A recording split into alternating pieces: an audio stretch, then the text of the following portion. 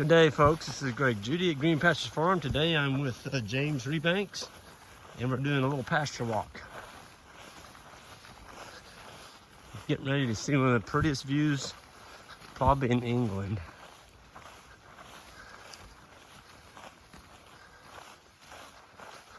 Wow, look at that. That's basically looking over the Lake District fells, and that's probably the most beloved area in England. Man, that is just gorgeous. There's hundreds of books and poems and paintings and all sorts written about that area. But there's 13 valleys in here. 13 different valleys? 13 different valleys. Most of them have their own lake. That's why it's called the Lake District. There's Ullswater just over the top of that hill. Okay. Just over the top of that hill where you drop down to the lake is where... How big a lake are we talking about? So... Oh man, I'm going to do a dreadful job for the tourist board here, but it's like a lake that you can drive along in. It'll take you 20 minutes to drive the length of. Oh, so it's a big body of water. Quite a long lake, not fairly narrow. But James, this farm that we're standing on here, this has been in your family for around at 600 years? So not this particular farm. So we have been farmers in this area for more than 600 years. We just run out of paperwork 600 years ago.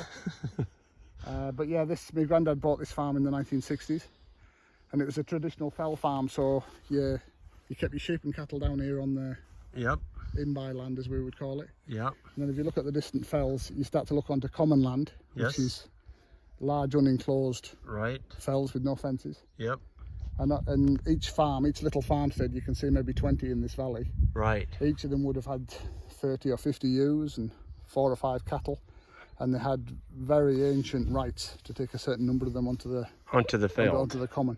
And there's these really archaic laws that say things like, James Rebanks is entitled to take X number of sheep to that mountain, to take from the mountain what they can with their mouths.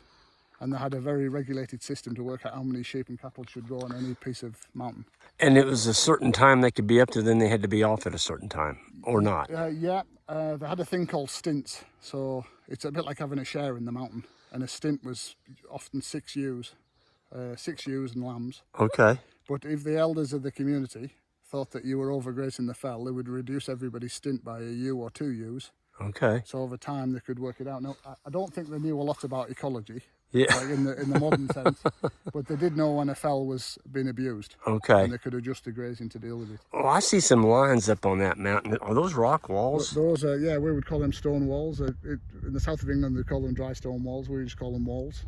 And those were built way back. Yeah, some of them many hundreds of years ago, some of the straighter ones in the 19th century. Yes. And then if you look in the far distance over there, we have a flock of sheep on that mountain at the moment. You do? Yeah, on the skyline. Now, which mountain are you talking about? Well, that that whole chain is one common. Okay. And there's 10 flocks of sheep on there, and I'm one of the... I'll be darned. And I'm a commoner, so I have to go with 10 other farmers at a pre-arranged time. Okay. With 25 dogs and maybe a dozen people. And then you sort yours out. Gather that mountain, bring them down the bottom and bring them back in. I'm not going to tell you that it's the best regenerative grazing in the world. It isn't. It's a common, but well, it's better than just letting it all go back to brush. Well, if you don't graze that, I imagine that's what'll happen, wouldn't it? Yeah, although interestingly in Britain there's quite a lot of debate about the environmentalists want more forest and more scrub. Yeah. So in some places we might have to get over ourselves and make that happen. Right. Right. And I think the difference here is it's been so peopled and so farmed so intensively for so long that whereas you're clearing scrub, right, some of us have been encouraged or paid to put it back. And yes. It's quite a weird thing. Well, James, you were just telling me as you were coming up the hill to move the cows a minute ago, you tried letting this grass get a little bit tall, but you did it away from the road. You didn't want your neighbors to see what you were doing. Yeah, you let it get tall. What'd you do that for? So we're under the influence of you and some of the other people that have been pioneers at this sort of very long grass grazing, and I didn't know whether you were complete lunatics or whether you were geniuses, so I decided to experiment a long way from the road where I wouldn't get into trouble. And that's... And what did you find out? So you let it grow up for the summer, a part of it. We'll give a very long rest, so instead of like a 30-day rest, which we would have done traditionally, we give like a 100 or 120-day rest. grew a jungle of grass, probably past the point where it's peak for animal nutrition. It was very much, I think you call it landscaping mode, don't you, where you're doing what's for the soil. Yep. And then we went in very intensely with many hundreds of sheep and a few dozen cattle, and put a real trample on it, and they had a hell of a party for 2 days. And then the second, third, fourth and fifth day, they were getting a little bit fed up because it was a bit woody and a little not the best nutrition, but they laid down the most amazing mat on the surface of organic matter. And then the transformation in our soil and the regrowth in the weeks and months that followed absolutely blew my mind. I went back in the house and said to my wife, damn it, they're right. everything I know about soil and grazing might be wrong. And then in a way that was easy. Anybody can do one field. I know I've seen your films and you've encouraged people, if you're not sure, find a place to do some of this once and convince yourself. So we did do that. Then the challenge for us is that on an upland farm that was probably overstocked, how do you get into a model where you can do this everywhere? Maybe the simplest way is sell all the sheep and just have a small herd of cattle and build up, but that wasn't who we were. We had this quite important traditional breed of sheep and a flock of sheep that was our main part of our business. So it's probably taken us 5 years to work around the farm and do these things everywhere, and to over time learn how we need to reset our stocking levels. And we're learning fast. Well, it's just amazing, the forage, folks, that he's grown here. I mean, look down in there, just a canopy. Look at that. And James, you were telling me you didn't put any seed down here. No, this is a farm this land will never have been ploughed. It's always been permanent pasture. Slightly overgrazed permanent pasture. And you've got a botanist working with you that said, he came in and checked, and he said, he reassured you the old seeds are still here. Yeah, a lot of the old plants were still there. So my dad and granddad and myself when I was young, haven't grazed this place perfectly, but we haven't wrecked it completely. It's with a little bit of help, a little bit of love, and a lot of rest, it can come back. It can come back. And you didn't use any chemical fertilizer? No, we never use it. We haven't for 7 years used any synthetic fertilizer. I hate the stuff. The more I learn about it, the more I hate it. It's just a good way to go broke, and you've been telling people that for years. Yep. We never really had a lot of machinery. We never were a family that had the money for that. So we're a very, very simple, technologically simple farm. It's the cattle, it's the sheep, sunlight, healthy soil. I don't see any bare soil out here. No, look, I'm as proud as punch at this. I mean, look at that. And what's good is we're going into the droughtiest time of year, but it's what you talk about, isn't it? We've got that soil armour on. Yes. And you only have to be in there for 2 minutes to. Well, you can hardly find the soil, can you? No, it's covered up. So that rain you got last night, you said you had a pretty good rain. We had a really good rain. You caught it. It didn't run off. And we could easily have 4 or 6 or 8 weeks of droughty weather now. And you'll be protected. I'm going into that with a lot of grass and a lot of moisture trapped in my ground. So what's your message to people that think they need to, when they graze their pasture, they need to take it all and they don't want to waste any? Well, that's what I was brought up to believe. That's probably what most of me farming, I've a lot of farming friends who I respect. That's probably what most of them still believe. It's wrong, and I would encourage anybody to experiment with some of this. Just do what I've done. Pick one field next summer at your most abundant time. Grow a surplus of organic matter. Grow it longer than you've ever dared do it before. Get it trampled back on the surface. Give it the next rest it needs. You'll blow your mind. And maybe do it away from the road where your neighbours can't see it. Yeah. The more, like, these communities are very, very traditional, and there's a lot of good things about that. People look after each other, and they're good people. And like when my dad died 7 years ago, these are people that'll bring you cake, come and offer to help you.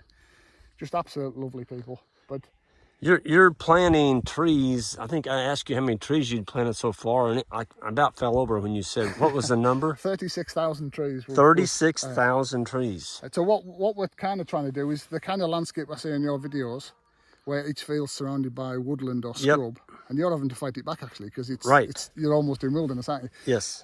Here is a much barer landscape. If you look at these hillsides in the distance. Right. It's very stripped bare. It's probably had a lot of sheep on it for 100+ years. In some cases, 500 years, maybe 1,000 years. Yeah. And if you listen carefully to the ecologists, they say, no, actually, we need more woodland of different ages. We need more thorny scrub or willowy scrub. Mm-hmm. And I think you're putting the hedges back in. We're putting massive amounts of hedges back in, and it's quite heavy on infrastructure. There's a lot of new fences on the farm. Yep.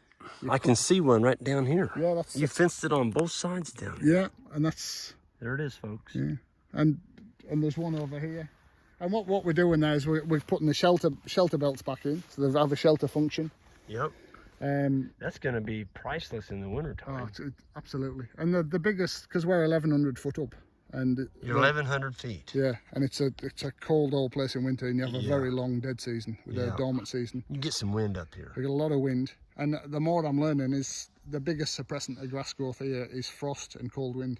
So if I can break that wind every 200 yards, with a well-designed farm with a lot of shelter belts and rows, you're going to grow more forage. I'm going to grow more forage, and it's going to stay palatable longer. And also, I was sort of brought up to believe a tree was a waste of space, but really a tree is a thing that's grazed, it's shade, it's all these other things in it. We need to get our heads around a tree as a more useful idea. And depending on what tree you plant, there's usually some pretty good forage on some of these trees that can drop off on the ground and feed wildlife and domestic livestock. That's right.